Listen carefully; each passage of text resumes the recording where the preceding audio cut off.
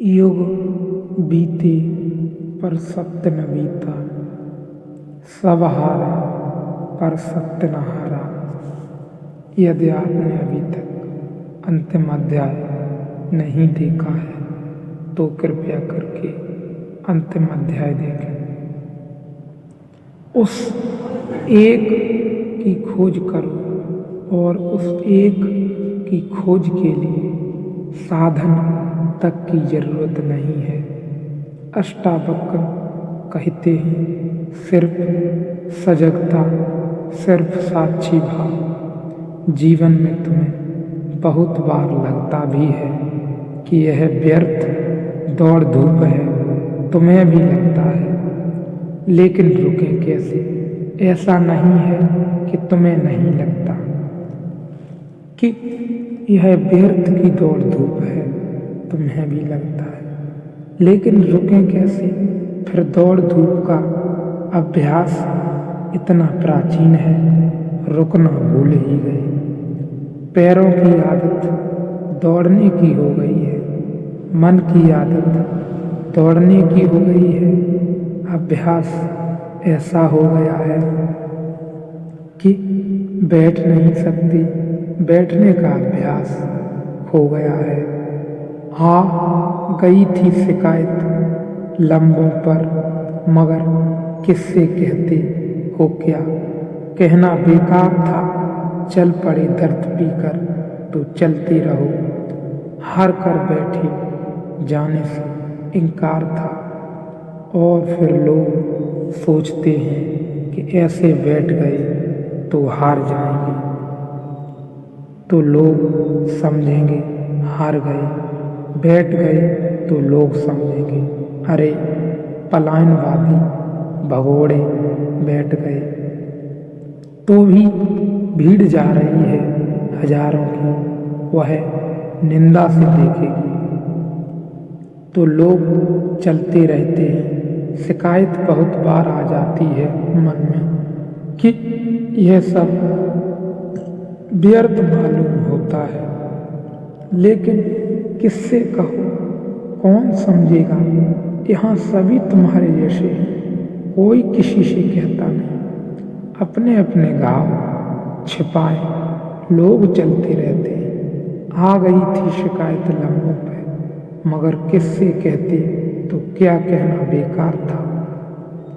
कोई अष्टावक्र मिले, कोई बुद्ध मिले तो कहने का कोई सार है। किससे कहना? यहाँ चल पड़े दर्द पीकर तो चलते रहे।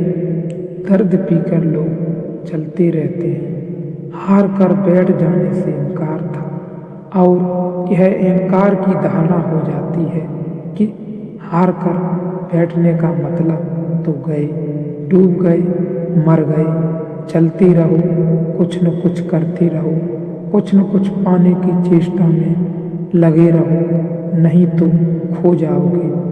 और मिलता उन्हें है जो बैठ जाते हैं, मिलता उन्हें है जो रुक जाते हैं। परमात्मा भागने से नहीं मिलता, रुकने से मिलता है।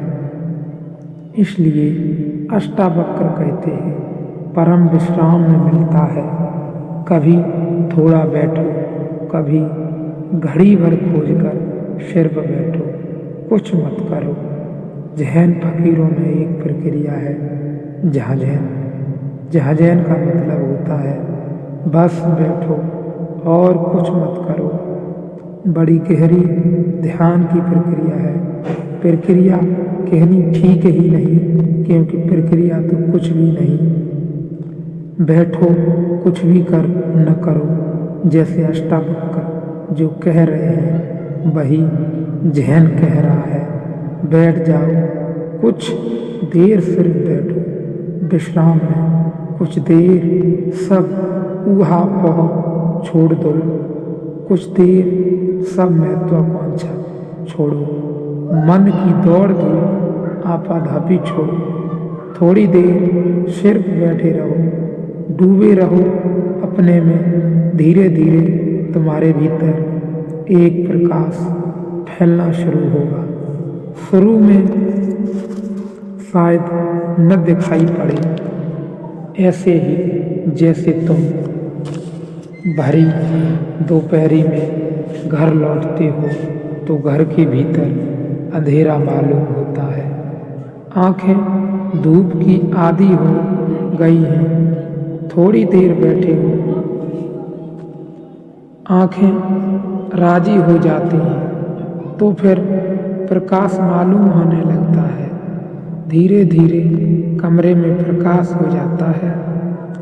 ऐसा ही भीतर है। बाहर बाहर चले जन्मों तक तो भीतर अंधेरा मालूम होता है। पहली दफा जाओगे तो कुछ भी नहीं सूझेगा, अंधेरा ही अंधेरा। घबराना मत, बैठो, थोड़ा आँख को राजी होने दो। भीतर के लिए ये आँख की पुतलियाँ धूप के लिए आदी हो गई हैं।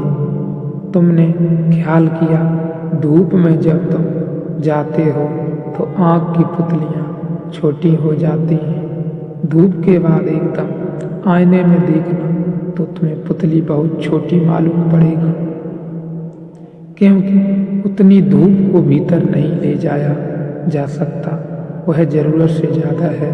तो पुतलियाँ